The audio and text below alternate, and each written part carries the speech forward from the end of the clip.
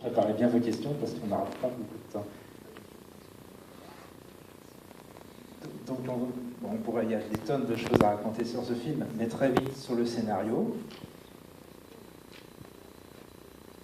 Sur tous les films que vous avez réalisés avec Kieślowski, il y a eu une évolution vers la fiction.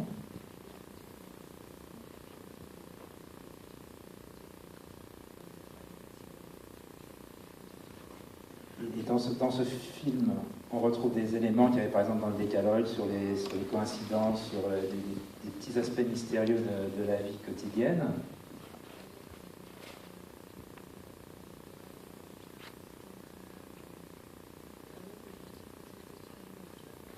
Donc pour faire simple, voilà, comment ça s'est passé, quelle est l'origine de ce film et comment vous avez monté la barre encore plus haut sur la fiction, sur le mystère, sur l'invisible.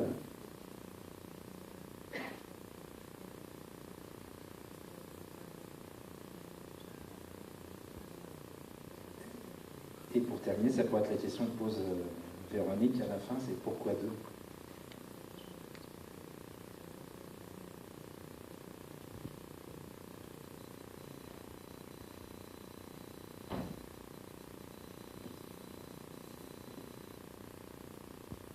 Strasznie trudne pytania.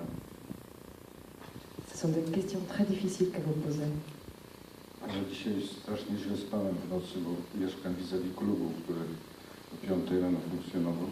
En fait, j'ai très mal dormi cette nuit parce que j'habite en face d'un club qui a fini son activité à 5 heures du matin. I nie wiem, czy potrafię odpowiedzieć na to pytanie. Donc je ne sais même pas si je suis capable de répondre à cette question aujourd'hui.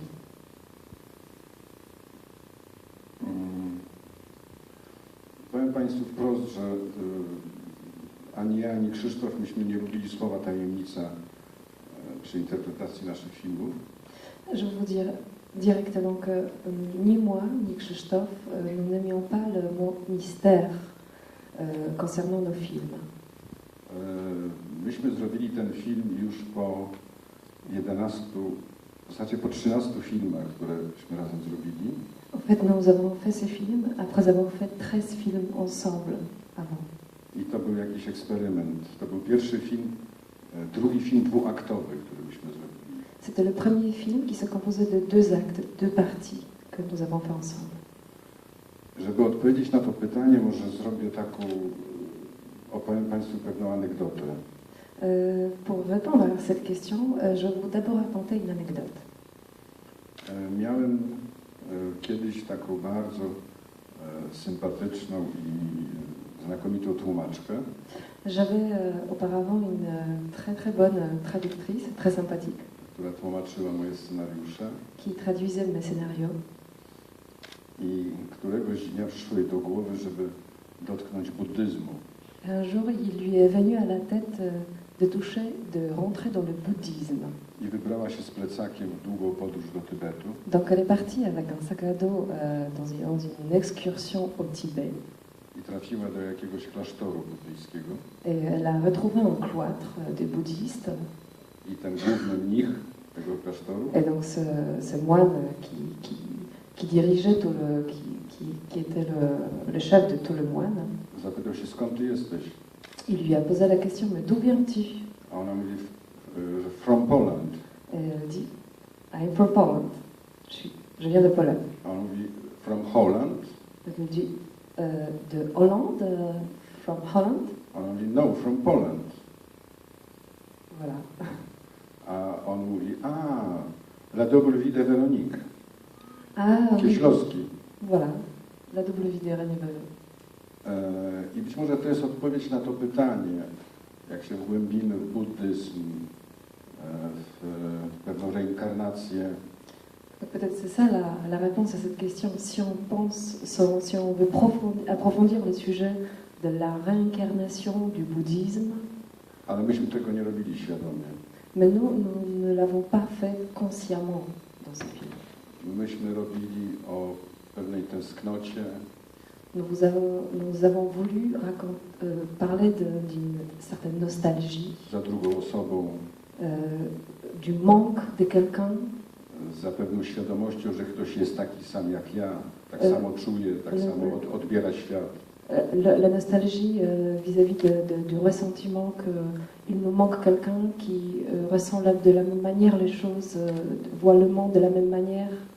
Chodziło tylko o to, żeby złapać instrumenty, żeby złapać narrację, fabułę, która pozwoli to w jakiś sposób oddać. Il s'agissait juste de saisir les instruments, les éléments qui vont nous permettre de raconter, de construire cet état d'être. I początkiem pierwszej części tej Weroniki Polskiej Donc la première partie du film de la double vidéo Véronique, la partie polonaise, był dekalog numer 9, donc c'était le décalogue numéro 9, gdzie jedną z bohaterek jest bardzo młoda dziewczyna, où le protagoniste est une jeune fille która mówi, że mama chce tyle, żebym ja miała, a ja chcę tylko tyle. qui dit ma maman elle veut que je fasse autant et moi je veux juste ça. I idzie na operację serca po to, żeby mogła śpiewać w operze. Donc elle va se rendre à l'opération à l'hôpital, elle va se faire opérer pour qu'elle puisse continuer, pour qu'elle puisse chanter à l'opéra. I mówi, ja nie chcę, mama chce tyle, ja chcę tylko tyle. Elle dit non, moi je veux pas autant que maman, moi je veux juste un tout petit peu.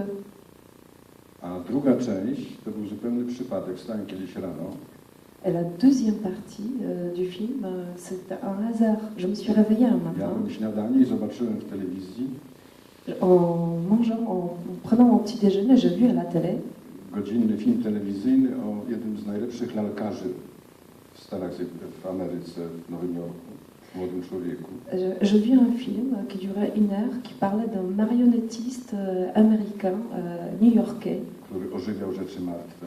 qui avait la capacité de faire vivre les choses mortes. I to mnie tak zafascynowało, Et ça m'a tellement fascinée że druga część jest oparta właśnie na tym mojej przygodzie śniadaniowej. que justement la deuxième partie est basée surtout sur ce que j'ai vu un matin en me réveillant en prenant mon petit-déj. Nie wiem, czy odpowiedziałem na to pytanie, ale Je ne sais pas si j'ai répondu à votre question, mais pour l'instant, c'est ça ce que j'ai à dire. Merci.